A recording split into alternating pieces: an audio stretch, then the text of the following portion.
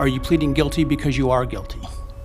Yes. That's really all we heard from Bryan Kohberger before he went to prison for the murders of 4 University of Idaho students. But now his sister is talking about her family and her brother for the first time.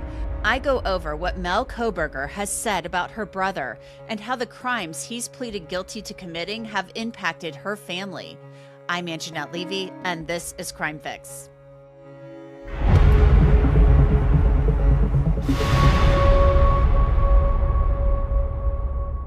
Crime is really scary, there's no doubt, but there's really nothing scarier than searching online and seeing what information is out there about you. Well, guess what? There are ways that you can protect your personal information, like your name, your phone number, address, and other info that's online, so scammers and data brokers can't get a hold of it and sell it.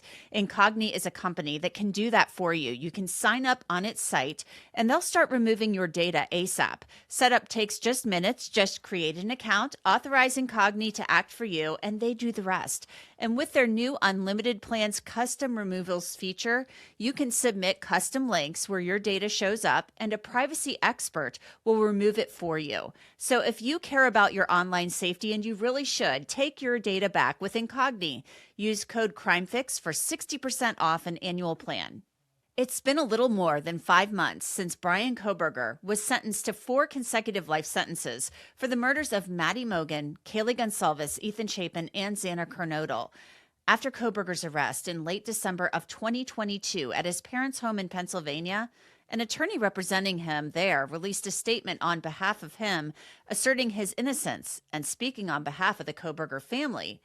Other than that, the Kohbergers haven't said anything publicly about Bryan or the murders, choosing to stay silent as the case against their brother and son made its way through the courts. But now, one of Kohberger's 2 older sisters, Mel Kohberger, has decided to speak. She granted an interview to the New York Times that was published on the Times website over the weekend. I'll get to what she said momentarily, but first, just a recap of what got us to this point.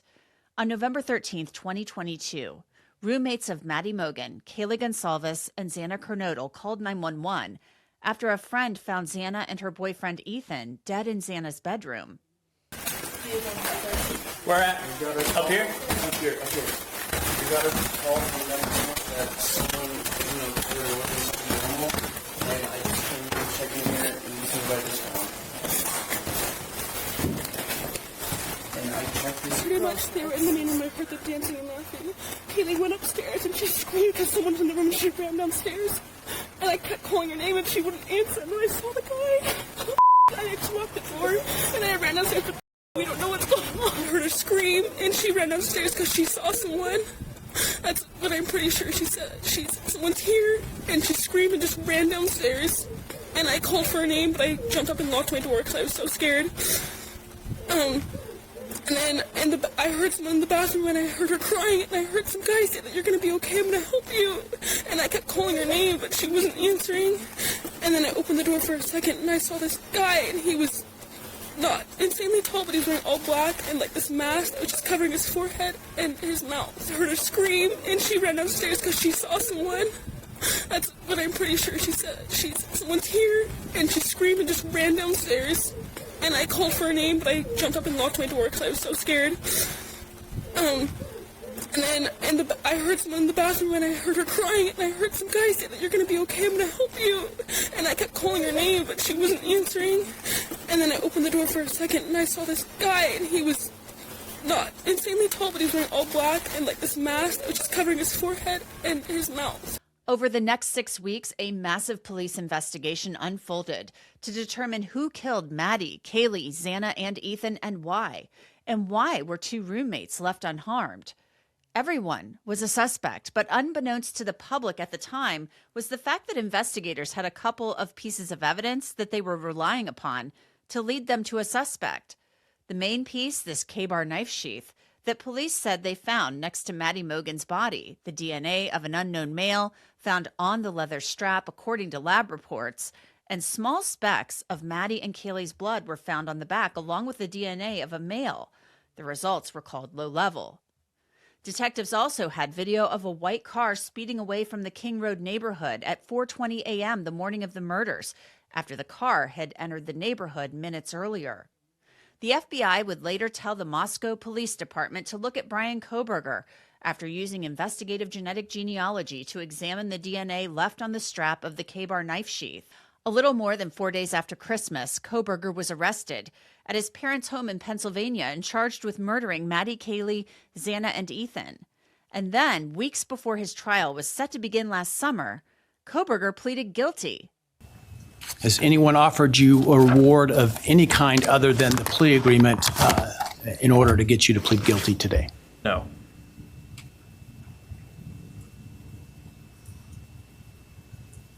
Are you pleading guilty because you are guilty? Yes. Did you, on November 13th, 2022, in Latah County, state of Idaho, kill and murder Madison Mogan, a human being? Yes. And did you do that willfully, unlawfully, deliberately, and with premeditation and malice aforethought? Yes. Weeks later, on July 23, 2025, Judge Hippler formally sentenced Bryan Kohberger to 4 consecutive life sentences for the murders of Maddie, Kaylee, Xana, and Ethan. Kohberger's mother and sister Amanda were there. A drawing of what appeared to be a dark heart sat on the table on a piece of paper in front of Kohberger. Now, just after the holidays, the New York Times published an interview from Bryan Kohberger's sister, Melissa, who goes by Mel. In it, reporter Mike Baker said that Mel declined to speak about the crime itself, but did want to share part of her family's story to bring out the truth about her family and what it has been like to be thrust into the spotlight for being related to someone who's committed a heinous crime. Mel said, "It's confusing. It's painful. It's like being victimized, but not really being a victim." First, the writer said that Mel was clear that anything that her family had been through pales in comparison to the pain of what the families of Maddie, Kaylee, Ethan, and Xana have endured. Baker wrote that Mel has the names of the 4 students in her digital calendar along with their birthdays, so she is reminded of those dates each year. She also said that she did not suspect her brother of the murders. Mel was quoted as saying, "I have always been a person who has spoken up for what was right. If I ever had a reason to believe my brother did anything, I would have turned him in." Now, given what I played for you earlier, where you heard Judge Hippler ask Bryan Kohberger, "Are you pleading guilty because you are guilty?" and he responded, "Yes," this next part is particularly eerie. Mel said after the murders, she called her brother because she knew he ran late at night and was the type of person who would leave his doors unlocked. Mel said she told her brother, "Bryan, you are running outside and this psycho killer is on the loose. Be careful." Mel said that Bryan thanked her for checking on him and told her that he would be safe. As for her brother's white Hyundai Elantra, when the nationwide alert went out for it, she said she briefly wondered whether they could be looking for the same model, but then she found out that his was a 2015, not the 2011 to 2013 model named in the alert. As a teen, her brother had battled heroin addiction and even stole her phone at one point to sell it for drug money, and Mel said her dad called the police on her brother because they feared his addiction would end with him dying of an overdose. Bryan Kohberger later overcame that addiction and went back to college. Mel said, "We were all so proud of him because he had overcome so much." But when her brother was arrested at her parents' home right before the new year in late 2022, Mel described her shock. She said her sister Amanda called her to tell her that her brother had been arrested, and she asked for what, and she said Amanda told her the Idaho murders, and she wondered if it was a prank, but then a feeling of nausea overtook her. Days earlier, she said her mom had made vegan cookies for her brother. They'd played TV party games, and she had cut herself on a piece of foil while cleaning up, and her brother appeared freaked out by the sight of blood, but helped her bandage her finger. She said her brother mentioned that they were still looking for the killer. Meanwhile, his phone contents showed he was closely monitoring the case. In the weeks and months that followed, Mel Kohberger took issue with the scrutiny of her brother's mannerisms and apparent lack of emotion, blaming it on his level 1 autism diagnosis. She was quoted as saying that he was socially awkward and acknowledged that he could be abrasive, and she told The Times they often argued. She described trying to force her brother out of the house during an argument and him de-escalating the situation by holding back her hands. But then she also described an idyllic childhood where her parents would put blankets on the deck and they would look at the stars. Mel said she and her brother shared a love of psychology, and they still talk about that. This past Christmas, she and her family were sad, she said, that her brother couldn't be with them. He's in prison in Idaho, of course. But then she remembers how much worse it is for the families of the victims. Mel was quoted as saying, "The idea is making me so emotional that I can barely speak to you about it." Now, on his birthday this past November, Mel Kohberger told the Times the family made a cake, and he asked for something that his sister Amanda might like. Mel said that her brother had her blow out the candles for him. She said the family is still trying to come to grips with the brother and son they knew and the man who pleaded guilty to murdering 4 young people. And remember that heart that was sitting in front of Bryan Kohberger on a piece of paper at his sentencing? Well, guess what? Mel Kohberger said that she drew that heart and gave it to his attorneys to show support for her brother. So to discuss what Mel Kohberger had to say, I want to bring in Dr. Daniel Bober. He's a forensic psychiatrist who has followed this case along with me. Dr. Bober, Mel Kohberger and the Kohberger family, they have remained silent until now throughout this entire ordeal. So Mel Kohberger has apparently decided to speak to the New York Times. What's your take on the things that she had to say? Well, Angenette, it's not something that people really think about, but what if your last name is Dahmer or Ridgway or Rader or Bundy and you're related to these people, right? What we're really talking about is something called courtesy stigma or stigma by association, which means that you yourself did nothing wrong, but you're associated with someone who committed a horrific act. And so we start getting into things like public suspicion, right? What did you know and when did you know it? And this identity fracture, right? Here is my brother who I love, who I've known since I was a young child, who committed this monstrous act. How can I love him and yet he's my brother who committed these acts, right? If I love him, is that a betrayal to the victims or their families? So these are some of the psychological factors I think you deal with when you're related to someone who is infamous. And it's something that I think takes a toll on your life, and it's its own form of trauma. And that suspicion did fall upon the Kohberger family, just because, especially the father, he flew out to Washington State to drive back with Bryan Kohberger in the white Elantra. So that suspicion fell on the father. Everybody's like, what, were you riding back with him to get that Elantra out of Washington State? Did you know that he was involved in this? Did you suspect? That, and then there was this, speculation. There was some reporting out there by Dateline that one of the siblings suspected her brother of being involved in the crimes, and they went and searched the car. That's been refuted by some people. The prosecution basically came out and said they weren't going to end up calling any of the Kohbergers to the stand at trial because they didn't have anything helpful to offer to them. So what do you make of all of that? If the prosecution wasn't even going to call them to the stand at trial, did the family, were they maybe completely in the dark about this? Well, I think even Mel herself said that if she knew definitively that she would have turned him in. It kind of reminds me of Ted Kaczynski's brother when he turned him in. I think you obviously have a moral obligation if you know that someone is going to commit future crimes or even past crimes to do the right thing for society and for the victims.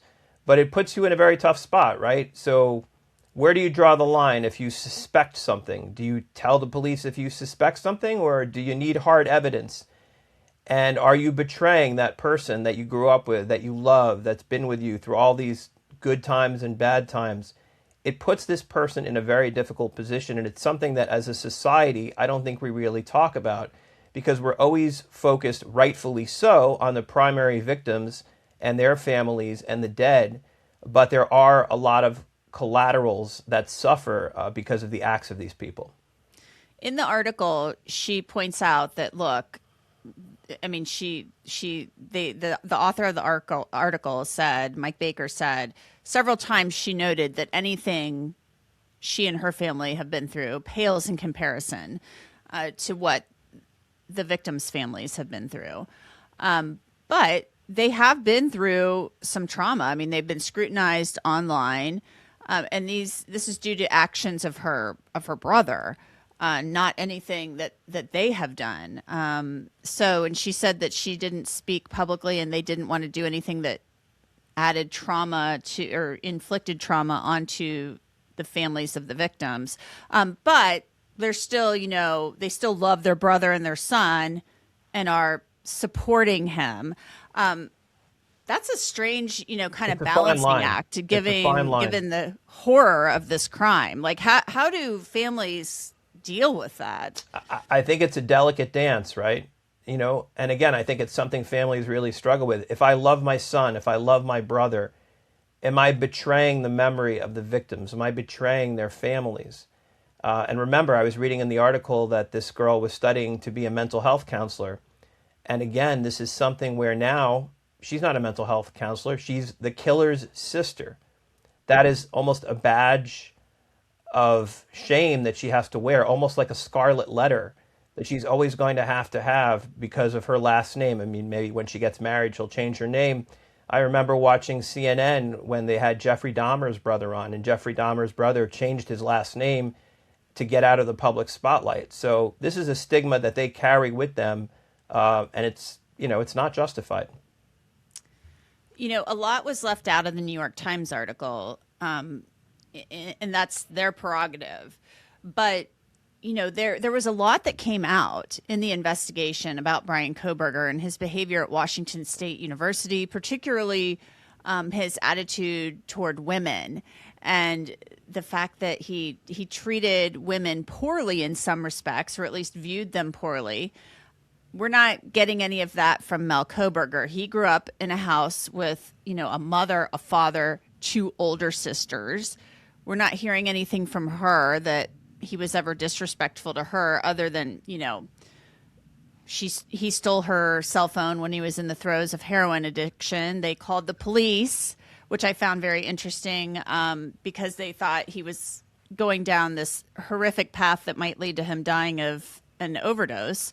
So they did that to get him help, and it sounds like it saved him from himself and from heroin addiction. So they've done that in the past. They called the cops on him. But there was something interesting where she talked about how they got into an argument too once, and she never knew her brother to be violent, but they got into such a heated argument that they had to he had to physically restrain her or whatever. So it doesn't sound like maybe everything was as rosy in the Kohberger household between Bryan and her or the family as she kind of paints it out to be. She says in one breath, they would wake us up and get takeout and put blankets on the deck and we'd look at the stars. But then she describes this volatile fight. So what do you make of that? It's something I tell my patients all the time. Every family has secrets, right? People show you what they want to show you, and people see what they want to see. So she probably feels that in some way maybe she's betraying her brother to say negative things about their relationship or about the family. I'm sure she's in a very difficult spot. I know that she wants to sort of educate the public, if you will, on the fact that maybe she didn't see this coming. I think calling the police about someone who's overdosing or using heroin is obviously very different than this situation. But all these people in the family, I think, were in a very difficult spot. They had a moral obligation to protect society. But again, some would say blood is thicker than water, and they want to protect their loved ones too. So it's really an impossible situation, and there's no winners. If he's behaving poorly toward women or has an animus towards women, if that was indeed true at WSU, do you think that he would have been treating his sisters nicely and his mom? I mean, would that have been a different dynamic? So you would think, right? But people can compartmentalize. You see this with organized crime figures, right? They can go up and they can hack 3 people but then they go down to their family and they sit down and they have dinner like nothing's wrong and they hug their kids. So people are capable of compartmentalizing, and we saw this also with Ted Bundy. He was leading this, what seemed like idyllic family life, but committing horrific crimes at night at different times. So it seems like the two would not be compatible with each other, but people can lead very different lives within the same person. And she talks about, how mom, he calls her mother, baked the vegan cookies. They're playing party games at Christmas. She cuts herself with a piece of foil and he's grossed out by the blood, but helps her like bandage it up. Meanwhile, allegedly, at the time, he's suspected of killing 4 people in a horrifically bloody crime, with a knife. And, while all of this is going on, his phone shows, he's watching all these Ted Bundy shows. He's doing these searches for serial killers, serial killer after serial killer. This Right. is what the Celebrate Inspiring people him with told me. violent fantasies, right? Yeah. So it's like hanging out with family, playing games and eating vegan cookies, and then doing all this stuff on your phone. Is that part of the compartmentalization? I think it's part of it, but I also think people are complex. I remember when he was sitting in the courtroom and people thought that his affect was very flat. They were reading into that he had no remorse, that he didn't care. Emotional expression and demeanor is a very poor proxy for moral essence, right? Everyone experiences grief. They express grief differently because of culture, because of religion, because of who they are as a person and the experiences they've had. And I'm not suggesting that he felt grief. I'm not suggesting that he felt remorse in any way. I don't know. I wasn't inside his head. But I think it's very tricky to start forecasting people's behavior or trying to get inside their head based on their demeanor. I don't think that always tells the whole story. She feels that maybe his lack of emotion is attributed to this autism diagnosis, the level 1 autism diagnosis that used to be referred to as Asperger's. What do you make of that? One of the cardinal features of people on the autistic spectrum is this difficulty relating to people, the social awkwardness, the difficulty with social reciprocity. So that in and of itself can look like someone who is cold, who's callous, who's remorseless, but it just may be that he's on the spectrum and this is a skill that he's deficient in. Well, it was an interesting read, and it'll be interesting to see if she speaks any more. It is very sad because she mentions how he had overcome so much, the heroin addiction, which, you have to applaud that. But then to overcome that, move out west, and then walk into a courtroom, years later and say, yes, I committed these crimes when asked by the judge. It's very sad. It's a tragedy for all involved. It is, and I think that's really the true message of this story, which is that violent crime not only affects the victims and their families, but it affects the family members, it affects communities, it affects friends, it affects everyone. And I think that's really the message here, that violent crime touches so many different people in their lives and really ruins everything for people. It's really something that people struggle to come back from and rebuild their lives. No doubt. Dr. Daniel Bober, thank you so much. Thank you, Angenette. And that's it for this episode of Crime Fix. I'm Angenette Levy. Thanks so much for being with me. I'll see you back here next time.